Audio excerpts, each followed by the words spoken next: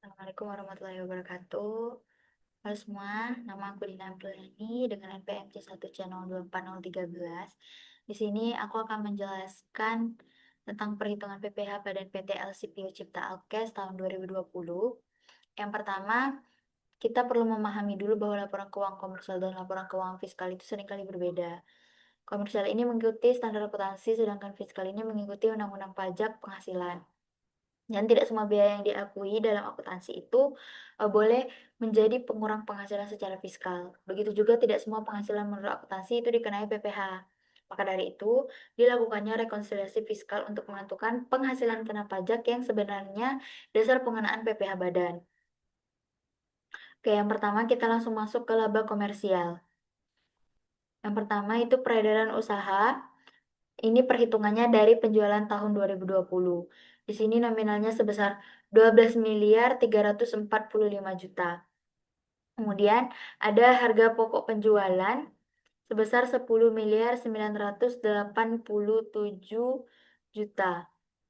Ini dari perhitungan harga pokok barang yang dijual. Kemudian laba brutonya sebesar 1 miliar 358 juta rupiah. Ini dari pengurangan dari penjualan peredaran usaha dikurang HPP-nya. Kemudian,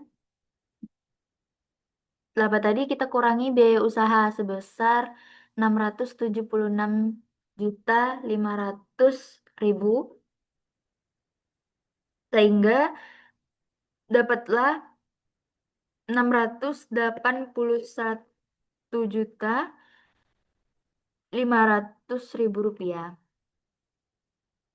Kemudian ada penghasilan luar usaha sebesar 388 juta.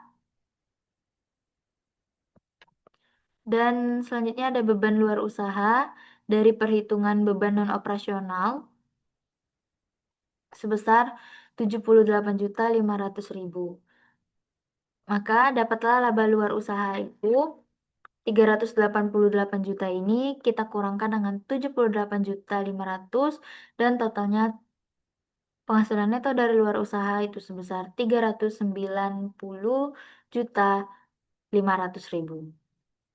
Sehingga dapatlah laba komersial dalam negeri dan ditambah luar negerinya itu sebesar oh sorry.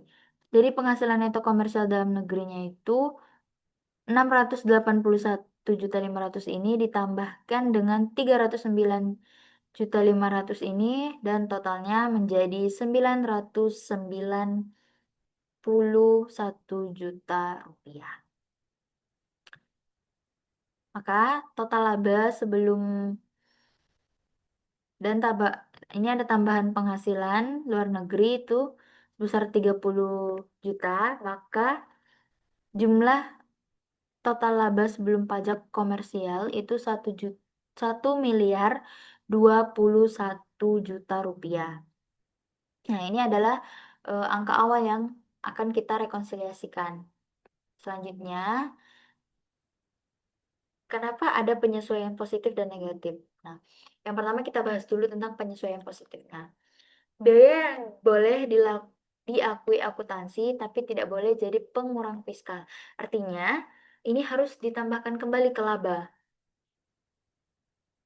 Di sini biaya yang dikoreksi yaitu biaya PPh pasal 21 sebesar 11 juta. Nah, alasannya ini pajak itu tidak boleh jadi pengurang biaya. Dasar hukumnya ada pada Undang-Undang PPh pasal 9 ayat 1 huruf H. Selanjutnya, ada biaya perawatan yang disewakan kepada BNPB sebesar 6.500.000. Ini terkait objek final, ya ini tidak deductible. Ada dasar hukumnya di PP nomor 29/2020 pasal 9 ayat 6. Selanjutnya biaya promosi. Nah, sebesar 12 juta.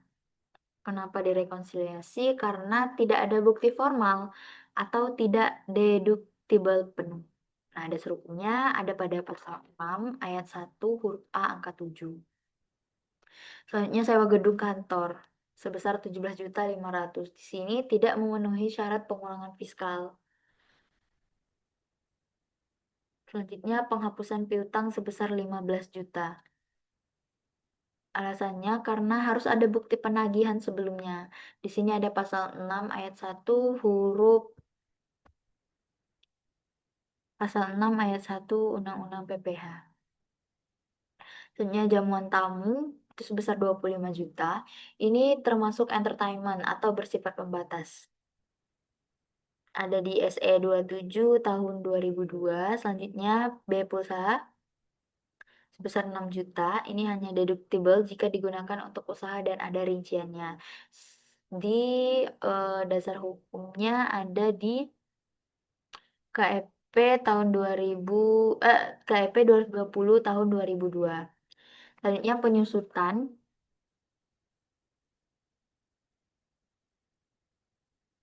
800.000. Ini dari metode akuntansi dibagi fiskal itu karena beda nilainya. Ada di dasar hukum PP 29 2020 pasal 9 ayat 6. Selanjutnya rekreasi karyawan sebesar 14 juta. Ini tidak diperbolehkan jadi pengurang. Ada di pasal 9 ayat 1 huruf E. Selanjutnya perawatan gudang itu 5.500.000 termasuk biaya yang dibatasi karena ada di Peraturan Perundangan 29 tahun 2020 pasal 9 ayat 6. Selanjutnya bunga pinjaman sebesar 14.600.000. Ini tidak jelas peruntukan untuk siapa. Dasar hukumnya ada di SE 46 tahun 1995. Maka jika kita totalkan, total penyesuaian positifnya ada di 127, ada di 100 eh 127.900.000 rupiah. Oke, selanjutnya penyesuaian fiskal negatif. Kenapa perlu ada penyesuaian fiskal negatif? Ya, ini dikurangkan. Jadi penyesuaian negatif itu penghasilan yang menurut akuntansi masuk pendapatan tapi menurut fiskal tidak. Karena dia bukan objek pajak atau dia sudah dikenai PPh final sehingga tidak dihitung lagi dalam KKP. Ya, ini ada dividen dari PT Alfa. Nominalnya 170 juta. Status pajaknya ini bukan objek pajak dan dasar hukumnya ada di Undang-Undang 11 garing 2020 pasal 111. Kenapa dikurangkan? Karena dia sudah bebas pajak. Selanjutnya sewa kendaraan dari BNPB sebesar 16 juta. Status pajaknya final. Dasar hukumnya ada di PP 29 tahun 2020 pasal 9. Kenapa dikurangkan? Karena dia tidak boleh masuk PKP. Selanjutnya sewa gedung BNPB sebesar 90 juta. Status objeknya final ada di dasar hukum PP 29 garing 2020 pasal 9 juga. Dan kenapa dikurangkan? Karena dia sudah dipotong final. Selanjutnya sewa gudang. Kendaraan sewa gudang. Dividen LN XYZ income. Nah, ini nominalnya sebesar 30 juta. Dia statusnya bukan objek pajak, ada di pasal 4 ayat 3 huruf F. Kenapa dikurangkan? Karena dia tidak kena pajak. Selanjutnya laba penjualan tanah sebesar 25 juta. Statusnya final. Ada di pasal 4 ayat 2. Karena dikurangkan karena dia sudah bayar final. Terus jasa giro itu sebesar 800.000. Statusnya final. Ada di pasal 4 ayat 2 juga dan sudah final. Deposit BNI juga 4.800.000. Statusnya juga sudah final. Ada di pasal 4 ayat 2 juga dan karena dikurangkan itu karena dia memang sudah final. Nah, selanjutnya kita ada tambahan pengurangan fiskal sebesar 15.450.000. Statusnya di sini deductible ada di pasal 29 tahun 2020 pasal 3 ayat 1. Kenapa dikurangkan? Karena dia fasilitas fiskal. Maka jika kita totalkan, fiskal negatif ini sebesar 352.050.000. Fasilitas penanaman modalnya tidak ada, penghasilan neto fiskalnya sebesar 796.850.000. Kompensasi kerugiannya juga tidak ada, maka penghasilan kena pajaknya sebesar 796.850.000. Dan pajak penghasilan terutangnya,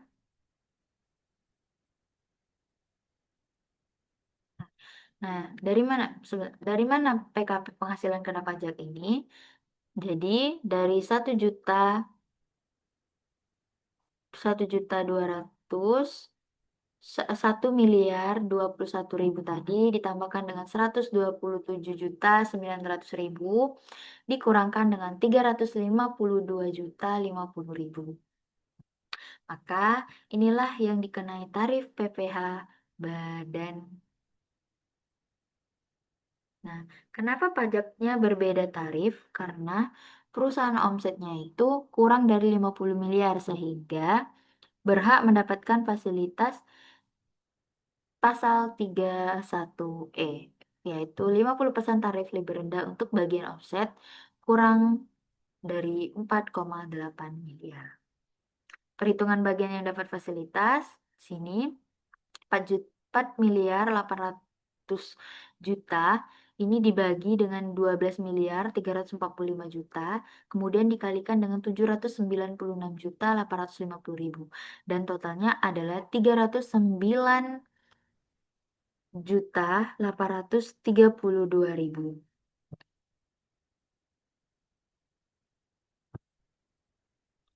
Yang dapat fasilitas 31E itu 50% kali 22% dikali 309.832.000. Ini totalnya 34.855 sekian yang dapat pengurangan. Kemudian yang tidak dapat fasilitas pengurangan itu sebesar ini. Maka dapatlah total PPh terhutangnya sebesar 141.225.000 sekian.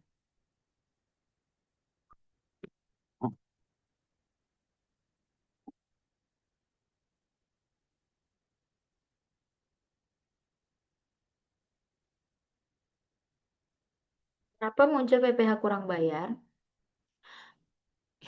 Karena perusahaan itu sudah membayar kredit pajak angsuran sebesar 87.221.750 rupiah. Sedangkan total pajaknya di sini 141.225.000, maka selisihnya ada di 54 juta 54 juta sekian. Maka ini wajib disetor ke kas negara sebagai PPh badan final. Nah, mungkin itu saja penjelasan dari aku mengenai KKP perhitungan PPh Badan PT LCP Cipta Alkes. Mungkin cukup sekian. Terima kasih. Wassalamualaikum warahmatullahi wabarakatuh.